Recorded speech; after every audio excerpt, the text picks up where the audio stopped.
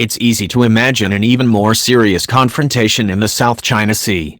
Another accidental collision would be bad enough, but if a scenario developed similar to that of the downing of Cal-007, with the Chinese fighter jock actually opening fire on an American plane, the situation could get ugly very quickly.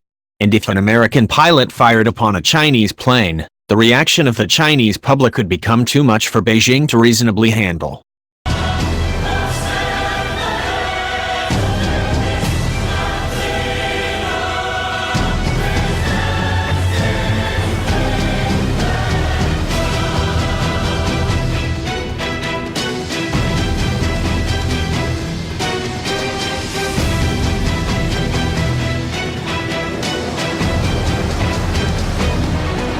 Neither China nor the United States want war, at least not in the near future. China's military buildup notwithstanding, the People's Liberation Army, PLA, and its components are not ready to fight the United States. The US, for its part, would surely prefer to avoid the chaos and uncertainty that any military conflict with China would create.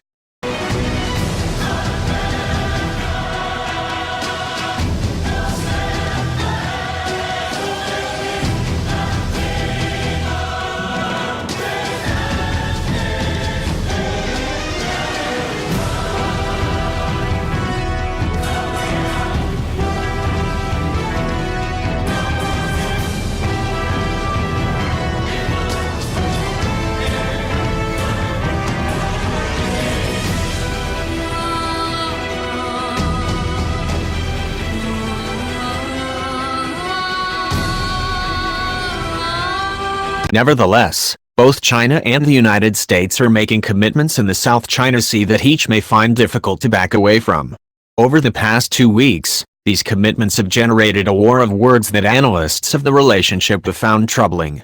The key problems focus on China's efforts to expand, or create, islands in the Spratlys, which could theoretically provide the basis for claims to territorial waters. The insistence of the United States on freedom of navigation could bring these tensions to a boil. Here are 3 ways in which tensions in the South China Sea might lead to conflict. Over the past several months, China has stepped up construction of what observers are calling the Great Wall of Sand.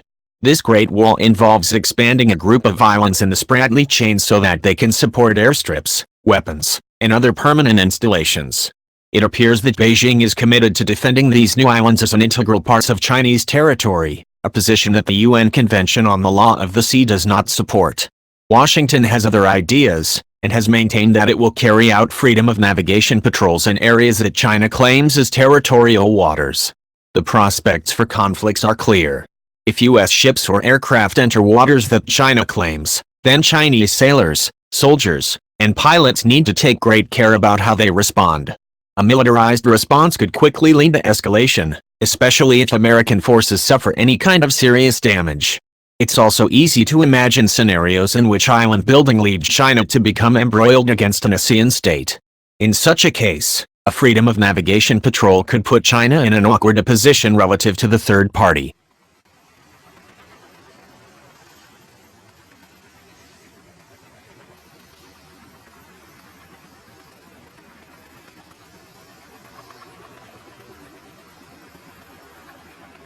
China and the United States have already come close to conflicts over aircraft collisions. When a P-3 Orion collided a planned J-8 interceptor in 2001, it led to weeks of recriminations and negotiation before the crew of the P-3 was returned to the United States, and the plane was returned in a box. It's easy to imagine an even more serious confrontation in the South China Sea. Another accidental collision would be bad enough, but if a scenario developed similar to that of the downing of Cal-007, with the Chinese fighter jock actually opening fire on an American plane, the situation could get ugly very quickly. And if an American pilot fired upon a Chinese plane, the reaction of the Chinese public could become too much for Beijing to reasonably handle. If China decides to go ahead and declare an INDS over the South China Sea, matters could become even more complicated. The United States made an elaborate display of ignoring China's INDS in the East China Sea, but China has greater interests and a greater presence in the South China Sea. Another declaration would almost certainly incur a similar reaction from the United States, putting American and Chinese planes into close proximity.